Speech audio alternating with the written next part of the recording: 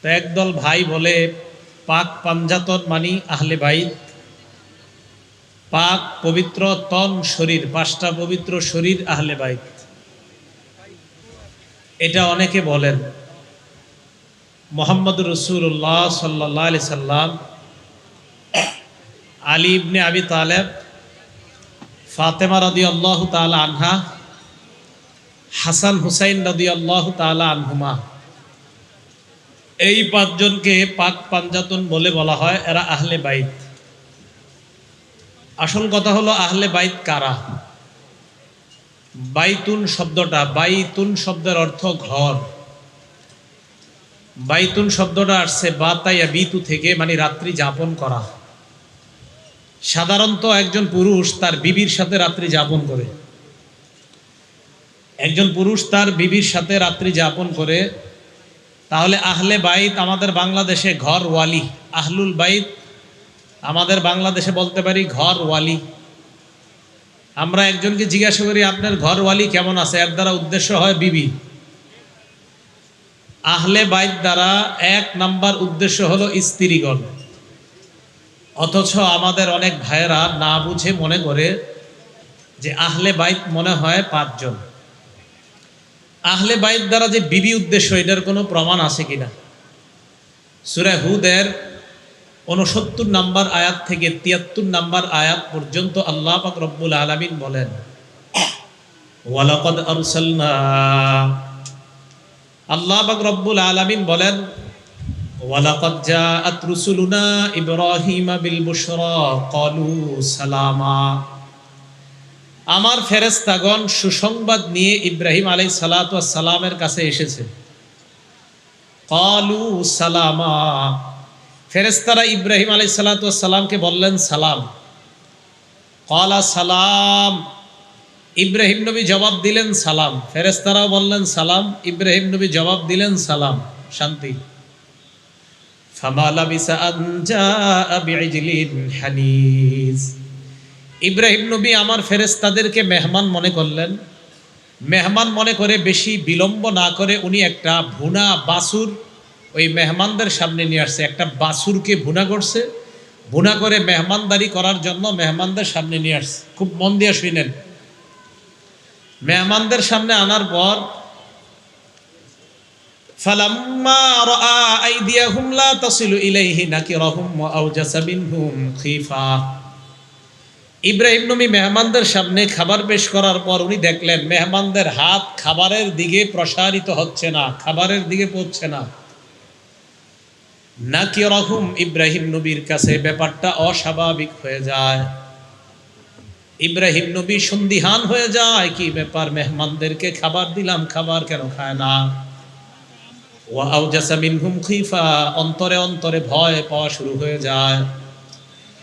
ক্বালু লা তাখাফ, ফেরেশতারা বললেন ভয়ের কোনো কারণ নাই, ভয় পাবেন না। ইন্না উরসিলনা ইলা কওমি লূত, আমরা দুনিয়ার কোনো মানুষ না, আমরা লূত নবীর সম্প্রদায়ের কাছে প্রেরিত আল্লাহর একদল ফেরেশতা। ফেরেশতাদেরকে খাবার দিছে, তারা তো খাবে না। আসল কথা কিন্তু আসে না। আহলে বাইতের দলিল কোথায়? দলিল তো এখনো আসে নাই। এবার দেখেন, এই কথা বলার পর ওয়ামরাতুহু কাইমাতুন ফাদাহিকাত, ইব্রাহিম নবীর বিবি সারা পাশে দাঁড়ায়া দাঁড়ায়া হাসতেছিলেন। ইব্রাহিম নবীর বিবি সারা পাশে দাঁড়িয়ে হাসি দিলেন। ফাবাশশারনাহা বিইসহাক, আল্লাহ বলেন আমি ইব্রাহিম নবীর বিবিকে ইসহাক নামে একটা পুত্র সম্মানের সুসংবাদ দিয়ে দিলাম। সারা জবাব দেয়, আলিদু ওয়া আনা আজুজু ওয়া হাদা বালি শাইখা, আমি সন্তান প্রসব করব, আমি একজন বয়োবৃদ্ধা নারী, আমার স্বামী একজন বয়োবৃদ্ধ, আমার সন্তান হবে কিভাবে? আমার স্বামীও তো সন্তান প্রসব, সন্তান ধারণ করার জন্য একজন পুরুষের যা দরকার, একজন নারীর যা প্রয়োজন, আমিও বয়োবৃদ্ধা, আমার স্বামীও বয়োবৃদ্ধ, সন্তান কিভাবে প্রসব করব? ইন্না হাদা লাশাইউন আজীব, এটা তো আশ্চর্য একটা ব্যাপার। আল্লাহ পাক রব্বুল আলামিন সুসংবাদ দিলেন ইসহাক নবীর, সাথে সাথে এটাও দিছে অমি ওয়ারাই ইসহাক ইয়াকুব, শুধু তাই না, তোমার একটা ছেলে হবে ইসহাক, আর ওই ইসহাকের বিবির ঘরে একটা ছেলে হবে, তার নাম হবে ইয়াকুব। এই একসাথে সন্তান এবং নাতির সুসংবাদ দিয়ে দিস। সারা উনি বলতেছে আমি কিভাবে সন্তান প্রসব করবো, আমি তো বয়োবৃদ্ধা, আমার স্বামী একজন বৃদ্ধ মানুষ। ফেরেশতারা বললেন আতাজাবিনা মিন আমরিল্লাহ, আল্লাহর কোনো বিষয়ে, আল্লাহর হুকুমের ব্যাপারে তুমি আশ্চর্য বোধ করতেছো? আল্লাহ বলছে তুমি বৃদ্ধা হও, তো সমস্যা কি? আল্লাহর ব্যাপারে তুমি কেন আশ্চর্য বোধ করো? দেখেন এরপরে কি কয়, রহমাতুল্লাহি ওয়া বারাকাতুহু আলাইকুম আহলাল বাইত, রহমাতুল্লাহি ওয়া বারাকাতুহু আলাইকুম আহলাল বাইত। হে আহলে বাইত, হে ঘরওয়ালি ইব্রাহিম নবীর বিবি। তাহলে ইব্রাহিম নবীর বিবিকে ফেরেশতারা বললেন আহলে বাইত, সুতরাং আহলে বাইত দ্বারা এক নাম্বার উদ্দেশ্য বিবি। এই যে ফেরেশতারা বলছে আহলাল বাইত, রহমাতুল্লাহ আল্লাহর রহমত, ওয়া বারাকাতু আল্লাহর বরকত তোমাদের উপর, ইয়া আহলাল বাইত হে আহলে বাইত। তো ইব্রাহিম নবীর বিবিকে ফেরেশতারা আহলে বাইত বলে সম্বোধন করেছেন। কোরআনের এই আয়াত দ্বারা বোঝা যায় যে আহলে বাইত দ্বারা এক নাম্বার উদ্দেশ্য স্ত্রী। দ্বিতীয় দলিল সূরা আহজাবের 32 এবং 33 নম্বর আয়াত, আল্লাহ বলেন ইয়া নিসাআন নবী লাস্তুন্না কাআহাদিম মিনান নিসাই ইন ইত্তাকাইতুন্না ফালা তাখদা'না বিল কওল। আল্লাহ বলেন হে নবীর বিবিগণ, লাস্তুন্না কাআহাদিম মিনান নিসা, তোমরা অন্যান্য বিবিদের মতো না। ইন ইত্তাকাইতুন্না, তোমরা যদি আল্লাহকে ভয় পাও, ফালা তাখদা'না বিল কওল, নম্র সুরে কথা বলবা না, কোমল ভাবে তোমরা কথা বলবা না। ফায়াতমা আল্লাযী ফি কলবিহি মারাদ, যার অন্তরে ব্যাধি আছে ওই ব্যক্তি তোমাদের কথার প্রতি আসক্ত হয়ে যেতে পারে, কুমন্ত্রণা তার অন্তরে জাগ্রত হতে পারে। এই আয়াতে একটু কথা শোনেন তো, নবীর বিবিদেরকে আল্লাহ বলছে কোমল ভাষায় কথা বললে যাদের অন্তরে রোগ আছে, রুগ্ন হৃদয়ওয়ালা পুরুষদের মনে কুমন্ত্রণা জাগ্রত হতে পারে, নবীর বিবিদেরকে এই কথা বললেন। তো এই যুগের মহিলাদেরকে কি বলবে আল্লাহ? নবীর বিবিরা কোমল কথা বললে পুরুষের দিলে জাগ্রত হতে পারে কুমন্ত্রণা, কামনা, বাসনা। এই কথা বলার পর আল্লাহ বললেন নকুলনা কওলাম মারুফা, কথা যদি বলতে হয় সঙ্গত কথা বলা যাবে, অপ্রয়োজনীয় কোনো কথা বলা যাবে না।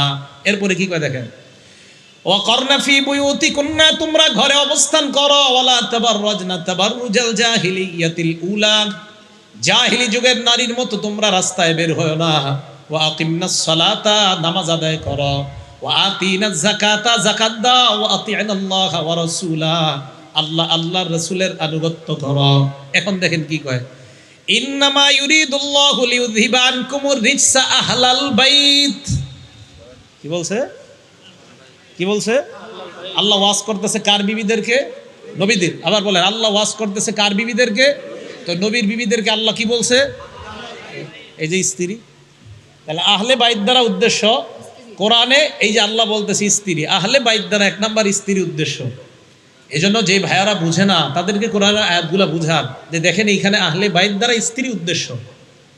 এখন দেখেন কথা হলো, আল্লাহ বললেন ইন্নামা ইউরিদুল্লাহু লিইউযহিবা আনকুমুর রিজসা আহলাল বাইত, হে আহলে বাইত, হে নবীর ঘরের সদস্যরা, অধিবাসীগণ, তোমাদের থেকে আল্লাহ অপবিত্রতা দূর করতে চায়। এই আয়াত যখন নাজিল হয়, আল্লাহর নবী নবীর বিবি উম্মে সালামা রাদিয়াল্লাহু তাআলা আনহার ঘরে ছিলেন। এবার শুনেন, এতটুকু পর্যন্ত আয়াত বললে আমরা বলবো কি আহলে বাইত দ্বারা শুধু বিবি উদ্দেশ্য, এটা বলতে পারি আমরা। আসলে আহলে বাইত দ্বারা শুধু বিবি উদ্দেশ্য না, আহলে বাইত দ্বারা এক নম্বর উদ্দেশ্য বিবি। এখন এতটুকু পর্যন্ত বোঝা যায় আহলে বাইত দ্বারা বিবি উদ্দেশ্য। এই আয়াত যখন নাজিল হয়, নবী ছিলেন তার স্ত্রী উম্মে সালামার ঘরে। আম্মাজান আয়েশা সিদ্দিকার বর্ণনা মুসলিম শরীফের 2424 নম্বর হাদিস, 2424, কত হয়? 2424। আমাদের মাদ্রাসার পাণ্ডুলিপি অনুযায়ী মোট হাদিস সংখ্যা হবে 3033টা। এই হাদিসের মধ্যে আসছে নবীজি সাল্লাল্লাহু আলাইহি সাল্লামের উপরে এই আয়াত যখন নাজিল হয়, তখন আম্মাজান উম্মে সালামার ঘরে ছিলেন নবীজি। এখন নবীরই তো আল্লাহ জানাই দিছে আপনার বিবিদের থেকে আমি নাপাকি পবিত্র করতে চাই। আল্লাহ নবী চিন্তা করলেন আল্লাহ পাক রব্বুল আলামিন আমার বিবিদের থেকে নাপাকি দূর করতে চায়, আহলে বাইত দ্বারা দুনিয়ার মানুষ বুঝতে পারে শুধু আমার বিবিগণ উদ্দেশ্য। খরজা রাসূলুল্লাহ সাল্লাল্লাহু আলাইহি ওয়াসাল্লাম গাদাতান, সকালবেলা আল্লাহ নবী বের হয়, ওয়া আলাইহি মিরতুন মুরাহহালুন মিন শাআরিন আসওয়াদা, নবীজির গায়ের উপর একটা চাদর, এই চাদরটা কালো পশম দ্বারা অঙ্কিত করা সুন্দর একটা চাদর আল্লাহ নবীর গায়ে। ফাজা আল হাসান, হযরতে হাসান আসছে, আসার পর আদখালাহু ফি, আল্লাহ নবী হযরতে হাসানকে নবীর চাদরের মধ্যে ঢুকায়, চাদর, এই চাদরের ভিতরে হযরত হাসানকে ঢুকায়। সুম্মা জা আল হুসাইন ফাদাখালা, হযরতে হুসাইন আসছে, আসার পর ওই চাদরের মধ্যে নবী ঢুকায়। কয়জন হইল মোট? তিনজন। নবী সহ চাদরের ভিতরে কয়জন হলো? তিনজন। সুম্মা জা আল আলী, এরপরে আলী আসলেন, আলীকেও ঢুকাইলেন, হলো কয়জন? সুম্মা জা আত ফাতিমা, ফাতেমা আসলেন, ফাদখালাহা, ফাতেমাকেও চাদরে ঢুকাইলেন। এখন যারা বলে পাক পাঞ্জাতন, তারা কয় এই পাঁচজন। অথচ আল্লাহ নবীর উপর আয়াত নাজিল হলো বিবিদেরকে কেন্দ্র করে, আল্লাহর নবী তাদেরকে চাদরের ভিতর ঢুকায়া বলে, ইন্নামা ইউরিদুল্লাহু লিইউযহিবা আনকুমুর রিজসা আহলাল বাইত, আহলে বাইত দ্বারা শুধুমাত্র আমার বিবি উদ্দেশ্য এমন না, আমার বিবিও উদ্দেশ্য, আমার কন্যা ফাতেমা উদ্দেশ্য, আমার নাতি হাসান হুসাইন সবাই উদ্দেশ্য। আল্লাহ নবী বুঝাইতে চায় কোরআন দ্বারা উদ্দেশ্য আমার বিবি, হাদিস দ্বারা আমি স্পষ্ট করে দিলাম আমার বিবি সহ আমার সন্তান, আমার নাতি নাতি সবাই আহলে বাইতের অন্তর্ভুক্ত হয়ে যায়। তাহলে আহলে বাইত দ্বারা শুধু বিবি না, বিবি এবং সন্তান সবাই, বিবি সন্তান নাতি যারা আছে সবাই। এখন আমরা মুহররম মাস আসলে নবীর শুধু দুইজন নাতির নাম জানি আমরা, বলেন তো কি নাম? আরো জোরে। আলেমরা ছাড়া অন্য কেউ আর কোনো নাতির নাম জানেন? নাউজুবিল্লাহ। নবীজির আর কোনো নাতির নাম জানেন না আপনারা? হ্যাঁ, নবীর নাতি 5 জন, কয়জন? নাতনি 3 জন, 8 জন। তো বাকিদের আলোচনা কেন হয় না? নবীজির কন্যা কয়জন? 4 জন। জয়নব, কি নাম? জয়নব, রুকাইয়া, জয়নব, রুকাইয়া। আরেকজনের নাম কি? উম্মে কুলসুম। আরেকজনের নাম ফাতেমা। এই যে উম্মে কুলসুম, ওনার ঘরে কোনো সন্তান হয় নাই, বাকি রইল কয় মেয়ে? 3 মেয়ে। জয়নবের ঘরে 2 জন সন্তান, গণবেন। রুকাইয়ার ঘরে 1 জন, মোট হলো কয়জন? ফাতেমা রাদিয়াল্লাহু তাআলা আনহার ঘরে কয়জন? 5 জন। কয়জন? সারা জীবন মুখস্থ করছেন 2 জন, হাসান হুসাইন। ফাতেমা রাদিয়াল্লাহু তাআলা আনহার সন্তান কয়জন? 5 জন। আগের 3 আর এই 5 কত হয়? এবার নামগুলা বলি। হযরত জয়নব রাদিয়াল্লাহু তাআলা আনহার, ওনার সন্তান 2 জন। একজনের নাম আলী, কি নাম? আলী, হ্যাঁ। আরেকজনের নাম, আরেকজন হলো কন্যা, তার নাম উমামাহ, কি নাম? হ্যাঁ, এই উমামা সেই নাতনি যেই নাতনিকে নবী খুব মহব্বত করতেন। নবী নামাজের সময়ও এই নাতনি কাঁধে উঠতো, নবী তার সাথে খুব খেলা করতেন এই নাতনি। অথচ তার কথা ইতিহাসে একদিনও কাউকে আমি বলতে শুনি না। নবীজি সাল্লাল্লাহু আলাইহি সাল্লামের নাতনি উমামা, এই জয়নব রাদিয়াল্লাহু তাআলা আনহার কন্যা। তাহলে হযরত জয়নবের এক ছেলে আলী, উনি শৈশবেই মারা গেছে। এক মেয়ে উমামা, এরপরে রুকাইয়া রাদিয়াল্লাহু তাআলা আনহা, ওনার একজন ছেলে নাম আব্দুল্লাহ, 6 বছর বয়সে মারা গেছে। এরপরে ফাতেমা রাদিয়াল্লাহু তাআলা আনহা, তার 5 জন সন্তান, হাসান, হুসাইন, মুহসিন, জয়নব, উম্মে কুলসুম। হাসান, হুসাইন, মুহসিন, জয়নব, উম্মে কুলসুম, এই 5 জন। আগের 3 জন, মোট হয় কয়জন? 8 জন। তো কেন শুধু হাসান হুসাইন? আমরা হাসান হুসাইন সহ নবীর সব নাতি নাতনিকে মহব্বত করি। আমরা আহলে বাইত আর পাক পাঞ্জাতন বলে 5 জনে সীমাবদ্ধ করি না, বরং পুরা নবীর পরিবারকে আমরা মহব্বত করি। অতএব মহব্বতের দাবিদারের ক্ষেত্রে আমরাই বেশি হকদার, বেশি মহব্বত আমরা করি। আমরা শুধু 5 জনটা না, সবাইরে করি, নবীর পরিবারে বিবি সহ সবাইকে আমরা মহব্বত করি। আল্লাহ আমাদের সকলকে কথাগুলা বোঝার তৌফিক দান করে। এইগুলো আহলে বাইত। এরপরে মুহররম মাস, মনে রাখবেন, ইন্নাস সিনিনা ওয়াশ শুহুরা ওয়াল আসাবিআ ওয়াল আইয়ামা ওয়াল আওকাতা ওয়াদ দাকাইকা মিন আনউমিল্লাহি সুবহানাহু ওয়া তাআলা। বছর, মাস, সপ্তাহ, সময়, সেকেন্ড, ঘন্টা, এগুলা সব আল্লাহর নিয়ামত। এই নিয়ামতের শুকরিয়া আদায় করা দরকার। সূরা ফুরকানের 62 নম্বর আয়াতে আল্লাহ বলেন, وهو الذي جعل الليل والنهار خلفة لمن أراد أن يذكر أو أراد شكورا। আল্লাহ পাক রব্বুল আলামিন রাত এবং দিনকে অনুগামী করে সৃষ্টি করেছেন, রাতের পরে দিন, দিনের পরে রাত।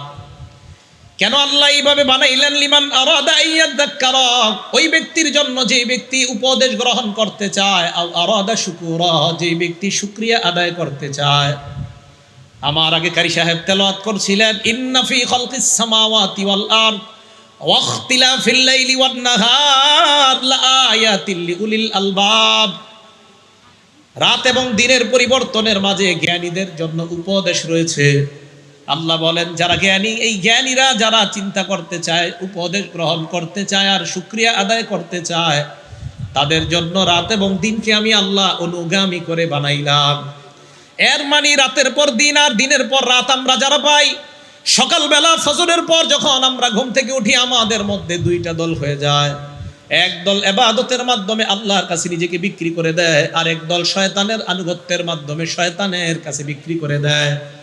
সহিহ মুসলিমের বর্ণনা 223 নম্বর হাদিসে আল্লাহ নবী বলেন, কুল্লুন নাস ইয়াগদু, প্রত্যেক মানুষ সকালবেলা হয়, জাগ্রত হওয়ার পর ফামুতিকুহা আও মুবিকুহা, বাঈউন নাফসা, নিজেকে বিক্রি করে দেয়। কেউ তার ইবাদতের মাধ্যমে আল্লাহর জাহান্নাম থেকে মুক্ত হয়ে যায়।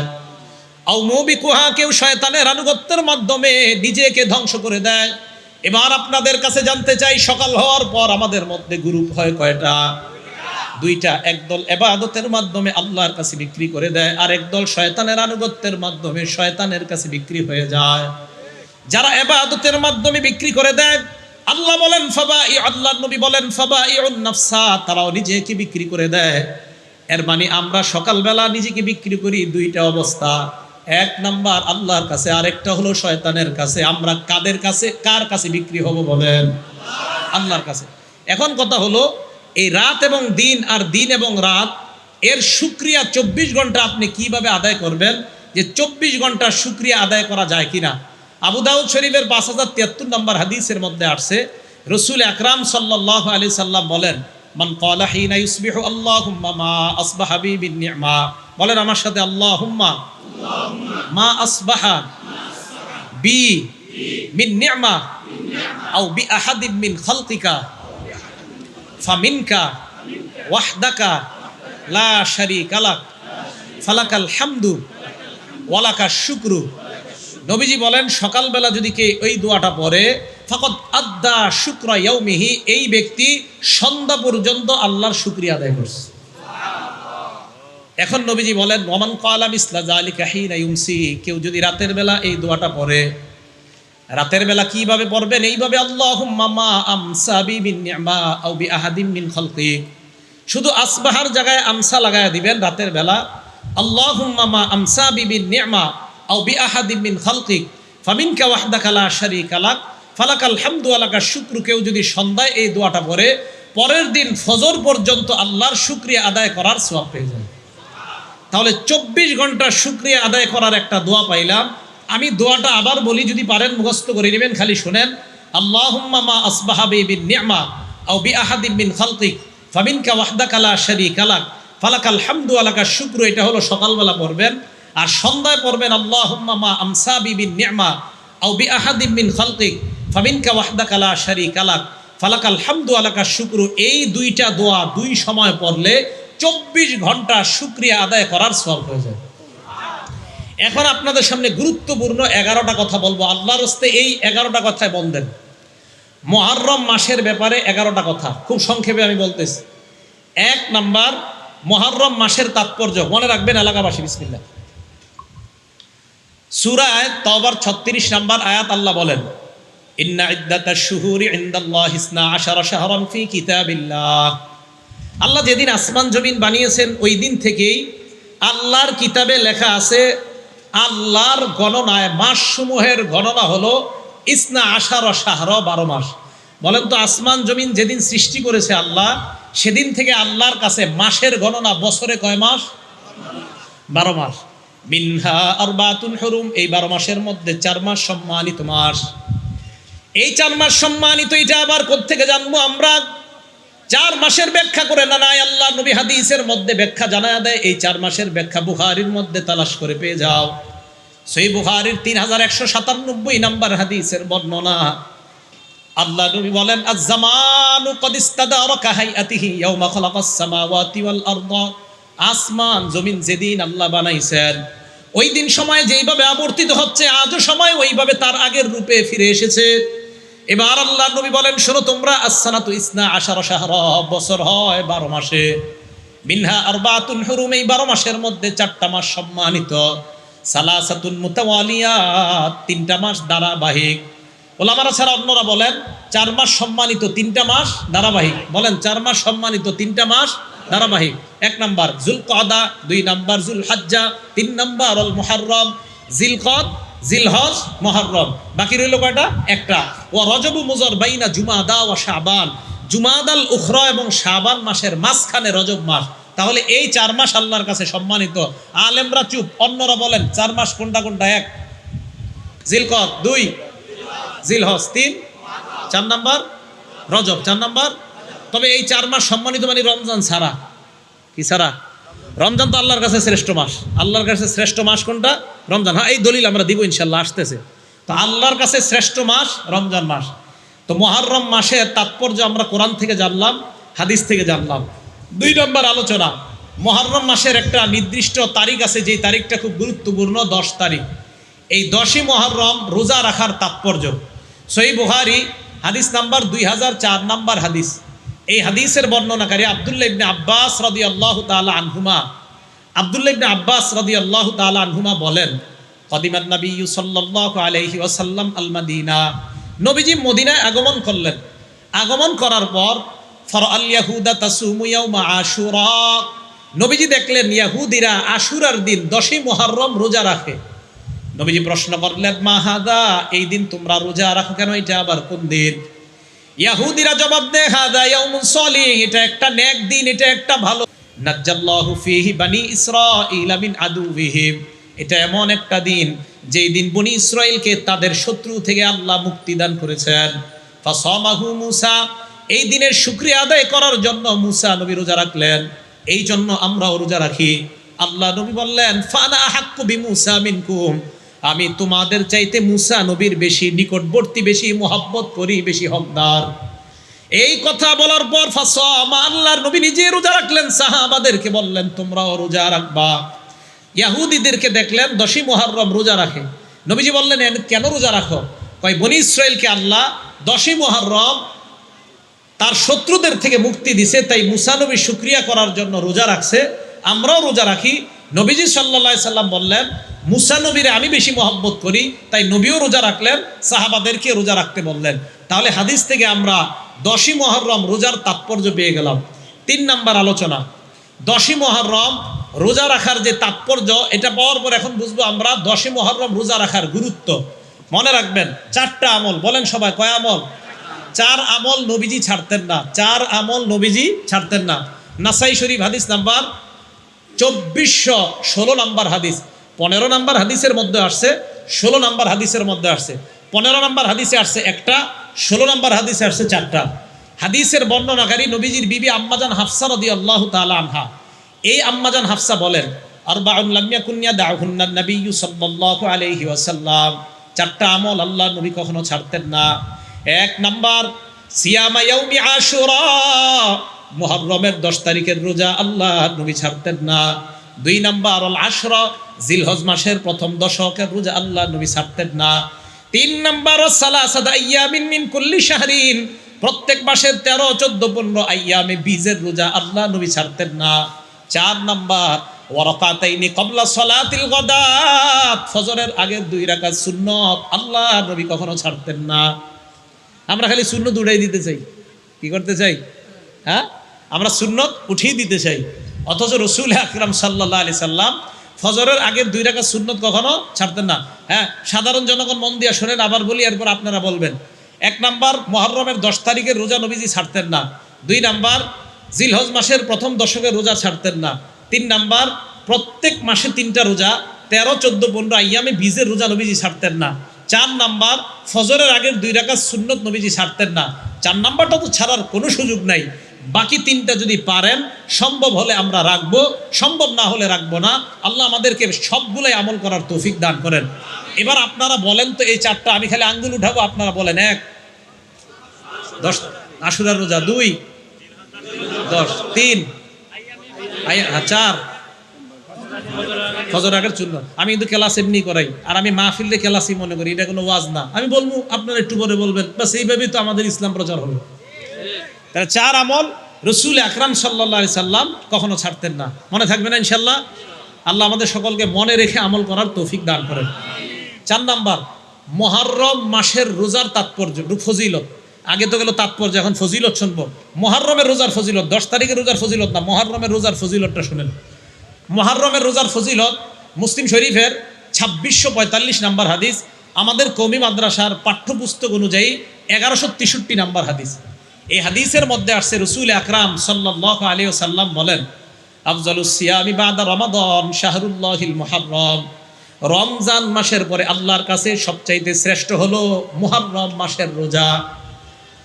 নবীজির কাছে সবচাইতে শ্রেষ্ঠ রোজা রমজান মাসের পরে মুহররমের রোজা। ও আফজালুস সালাতি বাদাল ফরিদা সালাতুল লাইল, ফরজ নামাজের পর আল্লাহ নবীর কাছে শ্রেষ্ঠ নামাজ হলো রাতের বেলার তাহাজ্জুদের নামাজ। তাহাজ্জুদ নামাজ ফরজ নামাজের পর সবচেয়ে শ্রেষ্ঠ, আর মুহররমের রোজা রমজানের পরে সবচেয়ে শ্রেষ্ঠ। তাহলে এই হাদিস থেকে রমজানের আলাদা শ্রেষ্ঠত্ব আমরা পেয়ে গেলাম, যে রমজান এটা আলাদা, এটার স্পেশাল মর্যাদা। এই গেল 4 নাম্বার মুহররম মাসের রোজার ফজিলত। 5 নাম্বার আশুরার রোজার ফজিলত। আশুরার রোজার ফজিলত জানবো আমরা তিরমিজি শরীফের 752 নাম্বার হাদিস থেকে। মন দিয়ে শোনেন হাদিসটা, তিরমিজি শরীফের 752 নাম্বার হাদিস। এই হাদিসের বর্ণনাকারী আবু কাতাদা রাদিয়াল্লাহু তাআলা, আবু কাতাদা রাদিয়াল্লাহু তাআলা আনহু বলেন, ক্বালা রাসূলুল্লাহ সাল্লাল্লাহু আলাইহি ওয়াসাল্লাম, আল্লাহ নবী বলেন, সিয়ামু ইয়াউমি আশুরা ইন্নী আহতাসিবু আলাল্লাহ আইয়ুকাফিরাস সানাতাল্লাতী ক্বাবলা। আল্লাহর নবী বলেন, 10ই মুহররম তোমাদের কেউ যদি রোজা রাখো, আমি নবী আশা করি তার আগের 1 বছরের গুনাহ আল্লাহ মাফ করে দেয়। আশুরা রোজা রাখলে আগের 1 বছরের গুনাহ মাফ।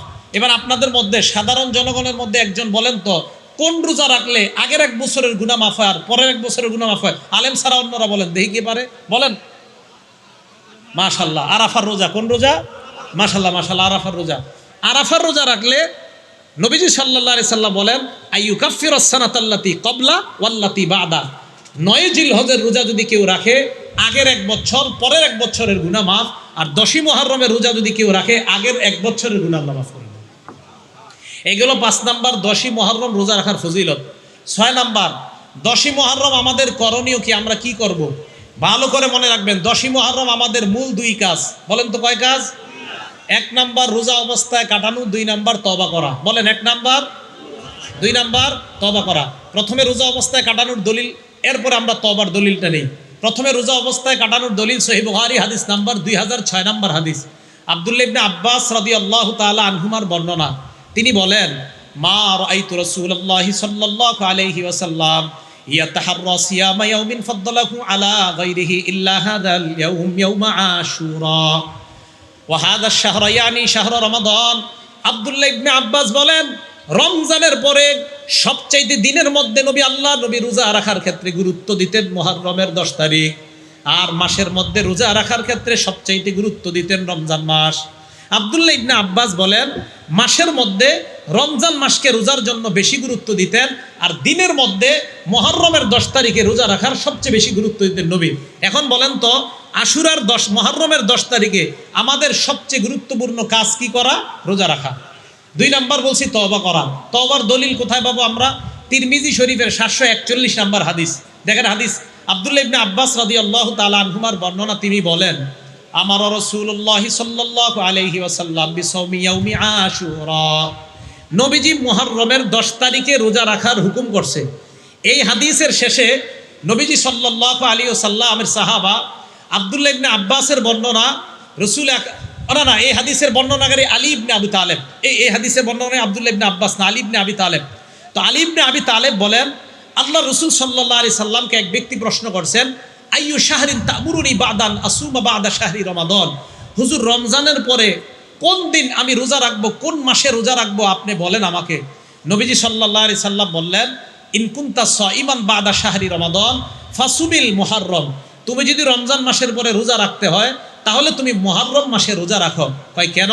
কয় মুহররম মাসে এমন একটা দিন আছে, যেই দিনে তাবাল্লাহু ফীহি আলা কওমিন, এক সম্প্রদায়ের তওবা আল্লাহ কবুল করেছেন, ওয়া ইয়াতুবু ফীহি আলা কওমিন আখারিন, কিয়ামত পর্যন্ত অন্যান্যদের তওবাও আল্লাহ কবুল করবেন। তাহলে আমাদের দ্বিতীয় কাজ পেয়ে গেলাম, মুহররমের 10 তারিখে আমরা তওবা করব। আল্লাহ এই দুইটা আমলের মাধ্যমে মুহররমের 10 তারিখকে কাটানোর তৌফিক দান করেন। 7 নম্বর আলোচনা, রোজা রাখবো কোন দিন। উত্তম হলো 9-10 রাখা, একান্ত না পারলে 10-11। উত্তম হলো 9-10 রাখা। এই 9-10 রাখার ব্যাপারে কয়েকটা দলিল শুনেন। দলিল নাম্বার 1, তিরমিজি শরীফের 755 নম্বর হাদিস। এই হাদিসের বর্ণনাকারী আব্দুল্লাহ ইবনে আব্বাস রাদিয়াল্লাহু তাআলা আনহুমা, তিনি বলেন, আমার রাসূলুল্লাহ সাল্লাল্লাহু আলাইহি সাল্লাম বিসাওমি ইয়াউমি আশুরা, নবীজি মুহররমের 10 তারিখে রোজা রাখার হুকুম করছেন। এই হাদিসের শেষে ইবনে আব্বাস বলেন, সুমুত তাসিআ ওয়াল আশিরা, তোমরা 9 তারিখে রোজা রাখো এবং 10 তারিখে রোজা রাখো। তাহলে এই হাদিস থেকে আমরা জানলাম মুহররমের 9 এবং 10 তারিখ রোজা রাখার কথা। আচ্ছা, আরেকটু সুন্দরভাবে আমরা জানি হাদিসটা মুসলিম শরীফের হাদিস নাম্বার 2655 নাম্বার হাদিস, 2556 নাম্বার হাদিস, আরেকটা হলো 2557 নাম্বার হাদিস। আর আমাদের মাদ্রাসার পাঠ্যপুস্তক অনুযায়ী 1134 নাম্বার হাদিস এবং 1135 নাম্বার হাদিস আমাদের মাদ্রাসার যে সিলেবাস। নবীজি সাল্লাল্লাহু আলাইহি সাল্লাম কি বলে দেখেন। নবীজি সাহাবাদেরকে বললেন মুহররমের 10 তারিখে রোজা রাখতে। সাহাবারা বললেন, ইয়া রাসূলুল্লাহ, এই যে মুহররমের 10 তারিখে আমাদেরকে আপনি রোজা রাখতে বললেন, এই দিনটাকে তুআজ্জিমুহুল ইয়াহুদু ওয়ান নাসারা, ইহুদি খ্রিস্টানরা সম্মান করে। নবীজি বললেন, তাই নাকি? কয় হ্যাঁ। নবীজি বললেন, ঠিক আছে, ফাইদা কানাল আমুল মুকবিল, আগামী বছর যখন হবে মুহররমের মাস, সুবনাল ইয়াউমাত তাসিয়া, আমরা 9 তারিখেও রোজা রাখবো। সুবহানাল্লাহ। তাহলে এই হাদিস থেকে বোঝা যায় 9 এবং 10 তারিখে রোজা রাখার কথা। আল্লাহর কি কুদরত, ওয়ালাম ইয়াতিল আমুল মুকবিল হাত্তা তুওয়াফিয়া রাসূলুল্লাহ, আগামী বছর আসার আগে নবীজি দুনিয়া থেকে বিদায় নিছেন, মারা গেছেন, ইন্তেকাল করছেন। এখন হাদিস থেকে কি বোঝা যায়? নবীজির আগ্রহ 9 এবং 10 তারিখ। পরের হাদিসটা আরো স্পষ্ট হয়। নবীজি বলেন, লা ইন বাকিতু ইলা কাবিল, আমি যদি আগামী বছর বেঁচে থাকি, লা আসুমান্নাত তাসিআ, অবশ্যই আমি 9 মুহররম রোজা রাখবো। তাহলে 9 এবং 10 তারিখের গুরুত্ব আমরা পাইলাম। ইহুদিদের বিরোধিতা করব কিভাবে? 9 তারিখে রোজা রাখবো এবং 10 তারিখে।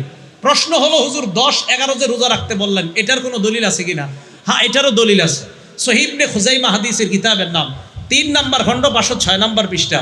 হাদিসের বর্ণনাকারী আব্দুল্লাহ ইবনে আব্বাস রাদিয়াল্লাহু তাআলা আনহুমা, এই আব্দুল্লাহ ইবনে আব্বাস রাদিয়াল্লাহু তাআলা আনহুমা বলেন, সুমু ইয়াউমা আশুরা, তোমরা মুহররমের 10 তারিখে রোজা রাখো।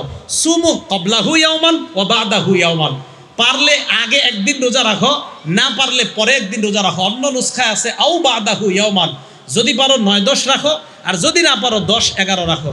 তাহলে বলেন তো গুরুত্ব কোনটা? 9 এবং 10। আবার গুরুত্ব কোনটা? 9 এবং 10। না পারলে 10 এবং 11। মনে থাকবে তো ইনশাআল্লাহ? আল্লাহ আমাদের সকলকে 9-10 এই 2 দিন যেন আমরা রোজা রাখতে পারি, আল্লাহ তৌফিক দান করেন। 8 নাম্বার কথা, মুহররমের 10 তারিখে রোজা রাখা কি? হুকুম হলো মুহররমের 10 তারিখে রোজা রাখা মুস্তাহাব। বলেন, মুহররমের 10 তারিখে রোজা রাখা কি? দলিল মুসলিম শরীফের 2532 নাম্বার হাদিস। মোট হাদিস সংখ্যা হবে 7453টা। এই হাদিসের বর্ণনাকারী আব্দুল্লাহ ইবনে ওমর রাদিয়াল্লাহু তাআলা আনহুমা, আব্দুল্লাহ ইবনে ওমর রাদিয়াল্লাহু তাআলা আনহুমা বলেন, জাহিলি যুগের মানুষ মুহররমের 10 তারিখে রোজা রাখতো। ওয়া সামা রাসূলুল্লাহ, নবীও রোজা রাখতেন। ওয়াল মুসলিমুনা, মুসলমানরাও রোজা রাখতেন মুহররমের 10 তারিখে। ক্বাবলা আইয়ুফতারাদ রমাজান, রমজানের রোজা ফরজ হওয়ার আগে। আব্দুল্লাহ ইবনে ওমর বলেন, ফালাম্মা ফতুরিদ রমাদান, রমজানের রোজা যখন ফরজ হয়, আল্লাহ নবী বললেন, ফামান শাআ সামা ওয়া মান শাআ তারাকা। রমজানের রোজা ফরজ হওয়ার পর আল্লাহ নবী বললেন, কেউ মন চাইলে এখন তোমরা মুহররমের 10 তারিখের রোজা রাখতে পারো, কারো মন চাইলে তোমরা না রাখতে পারো।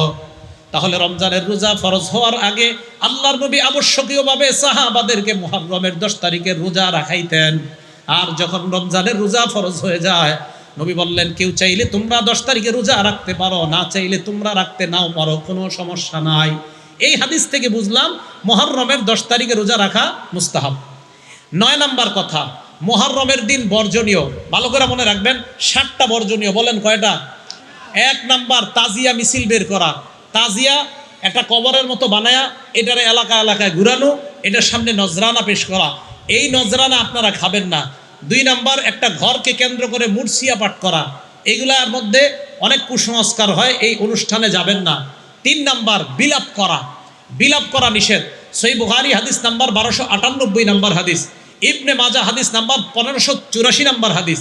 রাসূল আকরাম সাল্লাল্লাহু আলাইহি সাল্লাম বলেন, লাইসা মিন্না মান দারাবাল খুদুদ ওয়া শাক্কাল জুয়ুব ওয়াদাআ বিদাওয়াল জাহিলিয়া, ওই ব্যক্তি আমার উম্মতের অন্তর্ভুক্ত না যে ব্যক্তি শরীরে আঘাত করে, যেই ব্যক্তি জামা কাপড় টেনে ছিঁড়ে ফেলে, যে ব্যক্তি জাহিলি যুগের মতো মাতম করে। বলেন তো মুহররম মাসকে কেন্দ্র করে একদল মানুষ তারা না বুঝে নিজেদের শরীর রক্তাক্ত করে কিনা? রাসূল আকরাম সাল্লাল্লাহু আলাইহি সাল্লাম বললেন তারা আমার উম্মতের অন্তর্ভুক্ত না। জানেন আশ্চর্য একটা হাদিস, সহিহ বুখারী হাদিস নাম্বার 1296 নাম্বার হাদিস। এই হাদিসের মধ্যে আসছে ইন্না রাসূলুল্লাহ সাল্লাল্লাহু আলাইহি সাল্লাম বারিউম মিনাস সালিকাহ ওয়াল হালিকাহ ওয়াশ শাক্কা। রাসূল আকরাম সাল্লাল্লাহু আলাইহি সাল্লাম ওই ব্যক্তি থেকে মুক্ত, ওই নারী থেকে মুক্ত যেই নারীরা বাপ মারা যাওয়ার পরে জোরে জোরে চিৎকার করে কান্নাকাটি করে আর বলে আল্লাহ আমার আব্বারই দেখলো আর কাউরে দেখলো না। আসি কিন্তু এলাকার মধ্যে, আজরাইল আমার ঘরটা চিনলো আর কারো ঘর চিনলো না। নবী কয় এই নারী থেকে আমি মুক্ত, এই জাতীয় কর্মকাণ্ড যারা করবে তাদের থেকে আমি মুক্ত। ওয়াশাক্কা, জামা কাপড় ছিঁড়ে ফেলে এই জীবন আমি আর রাখবো না, নবীজি কয় তার থেকে আমি মুক্ত। ওয়াল হালিকা, এই কোনো শোককে কেন্দ্র করে মাথা মুন্ডন করে নবী কয় তার থেকে আমি মুক্ত। তাহলে আপনাদের কাছে জানতে চাই মুহররম মাসকে কেন্দ্র করে মাতম করা হালাল না হারাম? এটা করা যাবে না। আল্লাহ আমাদের সকলকে বেঁচে থাকার তৌফিক দান করেন। একটা কিতাব আছে নাম আল জামিউস সগীর, এই কিতাবের 4201 নম্বর হাদিস। এই হাদিসের মধ্যে আসছে রাসূল আকরাম সাল্লাল্লাহু আলাইহি সাল্লামের মেয়ে জয়নব রাদিয়াল্লাহু তাআলা আনহা মারা গেছে। এই জয়নব মারা যাওয়ার পর বাকাতিন নিসা, নারীরা কান্নাকাটি শুরু করছে। ফাজাআলা ওমর ইয়াদরিবুহুন্না বিসাউতিহি, হযরত ওমর চাবুক ধরছে সবগুলার মাথায়, কি করো, থামো, সব কাঁদতেছে। নবীজি বললেন মাহলাম ইয়া ওমর, ওমর থামো, একটু নরম হও। এবার আল্লাহর নবী নারীদেরকে বললেন ইয়াকুন্না ওয়া নাঈকাশ শাইতান, শয়তানের আওয়াজ থেকে তোমরা বাঁচো। শয়তান এইভাবে বিলাপ করে, জোরে জোরে কান্নাকাটি করে, তার আওয়াজ থেকে তোমরা বাঁচো। আল্লাহ নবী বললেন শোনো, মাহমা ইয়াকুনু মিনাল আইনি ওয়াল কলব, চোখের পানি যদি আসে আর অন্তর থেকে যদি চোখের পানি আসে, ফামিনাল্লাহ ওয়া মিনার রাহমা, অটোমেটিক যদি চোখের পানি আসে কারো শোকে, এটা আল্লাহর পক্ষ থেকে রহমত। অটোমেটিক যদি চোখের পানি আসে, এটা আল্লাহর পক্ষ থেকে রহমত। এবার আল্লাহ নবী কি বলে, আমার দিকে তাকান, ওয়া মাহমা ইয়াকুনু মিনাল লিসান, আর যদি জবান থেকে হয়, ওয়াল ইয়াদি, এবং জবান থেকে আর হাত থেকে। দেখেন জবানে বলে হায়, হাতে দিয়ে আঘাত করে, হায় আঘাত, হায় আঘাত, জবান আর হাত, জবান আর হাত। শোকে জবান ব্যবহার হচ্ছে, হাত ব্যবহার হচ্ছে। নবীজি কয় ফামিনাশ শাইতান, এটা শয়তানের পক্ষ থেকে। নবীজি বলছেন জবান আর হাত ফামিনাশ শাইতান, নবী বলছেন এটা শয়তানের পক্ষ থেকে। এটা মেশকাতে পাবেন আপনার হাদিসটা, বাকি আল জামিউস সগীরের মধ্যে সনদ সহি আসছে, তাই আমি এটা বর্ণনা করলাম। বর্তমানে আবার সহির যুগ চলতেছে। কিসের যুগ? মাশাআল্লাহ, এই জন্য সহিগুলাই বলার চেষ্টা করতেছি। আজ যাই হোক, রাসূল আকরাম সাল্লাল্লাহু আলাইহি সাল্লাম এই কথাটা বললেন। এটা হলো 9 নাম্বার কথা। 10 নাম্বার, কারো মৃত্যুতে আমাদের কি করণীয়? মনে রাখবেন, কারো মৃত্যুতে আমাদের কি করণীয়? এলাকার কেউ মারা যায় না, কারো মৃত্যুতে আমাদের 1 নাম্বার করণীয়, বলেন ইন্না লিল্লাহি ওয়া ইন্না ইলাইহি রাজিউন, এটা পড়া। 2 নাম্বার করণীয়, বুখারী শরীফের 1284 নাম্বার হাদিস থেকে একটা দোয়া শিখাবো, আজকে থেকে এটা পড়বেন। নবীজির কন্যা মানে নবীজির এক নাতি মারা যায়, মারা যাওয়ার পর মারা যাবে অবস্থা নবীর কন্যা আল্লাহ নবীর কাছে সংবাদ পাঠাইলেন, আব্বা ইন্না ইবনান লি কুবিজ, আব্বা আমার ছেলেটা মুমূর্ষু অবস্থায় আছে, মারা যাবে অবস্থা, আব্বা মেহেরবানি করে আমাদের বাসায় একটু আসেন। বুখারীর বর্ণনা। নবীজি জবাব পাঠায়া দিলেন, যাও আমার কন্যাকে সালাম দিবা, সালাম দিয়ে বলবা, পড়েন ইন্না লিল্লাহ, ইন্না টান দিয়ে না, বলেন ইন্না লিল্লাহ মা আখাযা ওয়া লাহু মা আ'তা, আবার ইন্না লিল্লাহ মা আখাযা, যেটা নিয়ে যায় এটাও আল্লাহর, বলেন যেটা রেখে দেয় এটাও আল্লাহর। তো নবীজি শিখিয়ে দিলেন ইন্না লিল্লাহি মা আখাযা, যেটা নিয়ে গেছে আল্লাহ এটাও আল্লাহর, ওয়া লাহু মা আ'তা, যেটা আল্লাহ রেখে দেয় এটাও আল্লাহর। আপনার 4 সন্তানের 3টা যদি নিয়ে যায় এটাও আল্লাহর, 2টা রেখে দিছে এটাও আল্লাহর, এটাও কার? আল্লাহ। অকুল্লু শাইইন ইনদাহু বিআজালিম মুসাম্মা, আল্লাহর কাছে প্রত্যেকটা জিনিসের একটা নির্ধারিত সময় আছে, ওই সময় আসলে তোমার সন্তান চলে যাবে, এটা আল্লাহর ফয়সালা। তো নবীজি বললেন আমার মেয়েকে বলবা ফাল তাসবির ওয়াল তাহতাসিব, আমার মেয়ে যেন ধৈর্য ধারণ করে এবং সওয়াবের আশা করে। তাহলে কেউ মারা গেলে 1 নাম্বার আমরা ইন্না লিল্লাহি ওয়া ইন্না ইলাইহি রাজিউন পড়া। 2 নাম্বার, কেউ মারা গেলে আমরা বলা ইন্না লিল্লাহি মা আখাযা ওয়া লাহু মা আ'তা ওয়া কুল্লু শাইইন ইনদাহু বিআজালিম মুসাম্মা, যদি পারেন আর কি এটা পড়া। তাহলে 9 নম্বরে বর্জনীয়গুলো সব শেষ করি নেই তো। বর্জনীয় 1 নম্বর ছিল আপনার তাজিয়া মিছিল করা, এই নজরানা পেশ করা, 2 নম্বর মুরসিয়া, 3 নম্বর ওই মাতম করা, 4 নম্বরটা বলি নেই তো। 4 নম্বর হলো আপনার ওই দিনকে কেন্দ্র করে কোনো মান্নত ইত্যাদি কি করে আল্লাহ জানে, এগুলা করে খিচুড়ি পাকানো, এগুলো আপনার বাসায় পাঠাবে, আপনি খাবেন না। 5 নম্বর ওই দিন এই মনে করে পানি পান করায় অন্যকে, যে হারে কারবালার প্রান্তরে নবীর নাতি এবং তার সাথীদেরকে পানি দেয় নাই, তাই এই দুঃখে শোকাহত হয়ে ওই দিন পিপাসার্থকে পানি পান করায়। কেন এখন আমারে করান, আজকে এই যে এরা যারা আছে এদেরকে শরবত খাওয়ান আপনি, ওই দিন কেন পান করান? তো ওই দিনকে কেন্দ্র করে পানি পান করানো, এটা ভাই এটা কুসংস্কার হয়ে যাবে, এটা ঠিক হবে না ওই দিনকে কেন্দ্র করা। 6 নম্বর বাচ্চাদেরকে সন্তানদেরকে খালি পায়ে রাস্তায় ছেড়ে দেওয়া বরকতের আশায়, আল্লাহ জানে এটা কোত্থেকে আসছে নিয়ম। 7 নম্বর এই দিন কেন্দ্র করে ঢোল তবলা ইত্যাদি 1 থেকে 10ই মুহররম পর্যন্ত পিটানো হয়, এটা নিষেধ, এটা জায়েজ নাই। একটা হাদিস মনে রাখবেন সারা জীবন, নাসিরউদ্দিন আলবানী রহমতুল্লাহ আলাইহি আনছে হাদিসটা, আর সিলসিলাতুস সহিহা 427 নম্বর হাদিস। এই হাদিসের মধ্যে আসছে রাসূল আকরাম সাল্লাল্লাহু আলাইহি সাল্লাম বলেন সৌতানে মালউনান, বাংলাটা আমার সাথে বলেন, বলেন দুটি আওয়াজ অভিশপ্ত, আবার বলেন দুটি আওয়াজ অভিশপ্ত। এবার 1 নম্বর বলি, বাংলাটা পরে বলবেন। 1 নম্বর সৌতু মিজমারিন ইনদা নি'মা, বলেন কোন খুশিতে বলেন কোন খুশিতে বাদ্যযন্ত্রের আওয়াজ। তাহলে বিয়ের পার্টিতে ঢোল তবলা ডেক সেট বাজানো, গায়ে হলুদের পার্টিতে ডেক সেট বাজানো, এই আনন্দে এটা বাজানো মানে শয়তানের আওয়াজ, অভিশপ্ত আওয়াজ আপনার বাসায় চলতেছে, আর এই অভিশপ্ত আওয়াজের মাধ্যমে আপনার মেয়েটাকে আরেকজনের হাতে তুলে দিবেন, এটা অভিশপ্ত আওয়াজ। আপনার বাসায় বিয়েকে কেন্দ্র করে যে ডেক সেট চলে, ক্যাসেট চলে, এটা অভিশপ্ত আওয়াজ। তাহলে একটা পাইলাম। 2 ওয়াসাউতু ওয়াইলিন ইনদা মুসিবা, বিপদের সময় ধ্বংসাত্মক আওয়াজ করা, বিপদের সময় ধ্বংসাত্মক কোনো আওয়াজ করা। ইমাম হুসাইন রাদিয়াল্লাহু তাআলা আনহুর শাহাদাত নিঃসন্দেহে আমাদের জন্য কষ্টকর, কোনো সন্দেহ নাই। হুসাইন রাদিয়াল্লাহু তাআলা আনহুর শাহাদাত নিঃসন্দেহে আমাদের জন্য কষ্টকর। আলী রাদিয়াল্লাহু তাআলা আনহুর শাহাদাত আমাদের জন্য কষ্টকর। ওমর ফারুক রাদিয়াল্লাহু তাআলা আনহুর শাহাদাত আমাদের জন্য কষ্টকর। হযরত ওসমান গনির শাহাদাত আমাদের জন্য কষ্টকর। হযরতে হামজার শাহাদাত আমাদের জন্য কষ্টকর। রাসূল আকরাম সাল্লাল্লাহু আলাইহি সাল্লামের সাহাবা হযরত খুবাইবকে যেইভাবে শহীদ করা হয়েছে, শুলিবিদ্ধ করে আপনার একের পর এক শরীরের মধ্যে কাটা বিদ্ধ করে, ওই টাইমে বলেছিল তোমাকে যদি এই জায়গায় রাখা হয়, মুহাম্মদ সাল্লাল্লাহু আলাইহি সাল্লামকে তোমার জায়গায় রাখা হয়, আর তোমাকে মুক্ত করে দেওয়া হয়, তাহলে তুমি কি মনে করো? সহিহ বুখারীর বর্ণনা 3045 নম্বর হাদিস খোলেন, লম্বা হাদিসে খুবাইবের শহীদের কথা আসছে শেষের দিকে। হযরতে খুবাইবের শাহাদাত পড়েন, হযরত হুসাইনের চেয়ে কোনো অংশে কম ছিল না এই শাহাদাতের ভয়াবহতা। হযরতে আসিম ইবনে সাবেতের শহীদ হওয়ার কথা বলেন, কোনো অংশে কম ছিল না। হযরতে আলীকে যেইভাবে শহীদ করা হয়েছে ভয়ঙ্কর প্রচণ্ডভাবে, কোনো অংশে শাহাদাতের অবস্থা ভয়ঙ্কর কম ছিল না। হযরতে হামজাকে যেইভাবে শহীদ করার পর হিন্দা হযরতে হামজার গোস্ত মুখের মধ্যে নিয়ে চাবিয়েছে, এই শাহাদাত ওইটার চেয়ে কোনো অংশে কম ছিল না। হযরতে ওসমানকে প্রচণ্ডভাবে 22 দিন, কোনো বর্ণনায় 40 দিনের উপরে যেই হযরতে ওসমান মুসলমানের জন্য পানির ব্যবস্থা করে দিয়েছেন, এই ওসমানকে এক ঘরের মধ্যে আটক রেখে 23 দিন 22 দিন, কোনো বর্ণনায় 18 দিন ঐতিহাসিক লেখেন পানি দেয় নাই। এইভাবে হযরত ওসমানকে যারা শহীদ করে দিয়েছে, কিয়ামতের ময়দানে তো হযরত ওসমানের পক্ষে কোরআনই সাক্ষী হয়ে যাবে। কোরআন পড়া অবস্থায় ওনাকে শাহাদাত বরণ যখন করেন উনি, ওনার শরীরের রক্ত কোরআনের পাতায় গিয়ে পড়ছে। এই শাহাদাতও কিন্তু আমাদের জন্য কষ্টকর। বুঝাইতে চাইলাম অন্যান্য সাহাবাতের শাহাদাত আমাদের জন্য যেমন কষ্টকর, হযরতে হুসাইনের শাহাদাতও নবীর নাতি হিসাবে আমাদের জন্য অনেক কষ্টকর। কিন্তু এই শহীদকে কেন্দ্র করে শয়তানি কোনো কর্মকাণ্ড করাটা, এটা আমাদের জন্য আরো বেশি কষ্টকর। শয়তানি কর্মকাণ্ড করা যাবে না। হযরত হুসাইন রাদিয়াল্লাহু তাআলা আনহু যদি থাকতেন আর যদি দেখতেন ওনার শাহাদাতকে কেন্দ্র করে এই কুসংস্কার করা হয়, সর্বপ্রথম তাদের বিরুদ্ধে উনি জিহাদ করতেন, যে আমারে কেন্দ্র করে তোমরা এগুলা কি করো, শরীয়ত বহির্ভূত কাজ।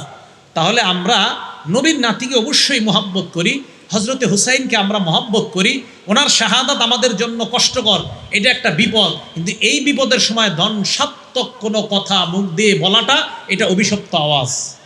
তাহলে অভিশপ্ত আওয়াজ কয়টা? অভিশপ্ত আওয়াজ কয়টা? নেয়ামতের সময় ঢোল তবলা ডেকসেট বাজানো অভিশপ্ত আওয়াজ, আর বিপদে ঢোল তবলা বাজানো অভিশপ্ত আওয়াজ। এই 10 দিন ঢাকা শহর ঢোল তবলায় পুরো অবস্থা খারাপ। দেশ গ্রামে এখনো আসে নাই মনে হয়। আছে? যাই হোক, তাহলে এই হলো আপনার 7টা কাজ বর্জনীয়। তো 10 নম্বর আলোচনা কিন্তু করে ফেলছি, 9 নম্বরটা করার একটু মাঝখানে 10 নম্বর করছি, ওই যে আমরা কারো মৃত্যুতে কি করব। 11 নম্বর আলোচনাটা, এটা আপনারা সবাই একটু মুখস্থ করতে হবে আমার সাথে। আমাদের নবীজি দুনিয়া থেকে বিদায় নিলেন। নবীজি বিদায় নেওয়ার 50 বছর পর হুসাইন রাদিয়াল্লাহু তাআলা 61 হিজরির 10ই মুহররম শহীদ হয়।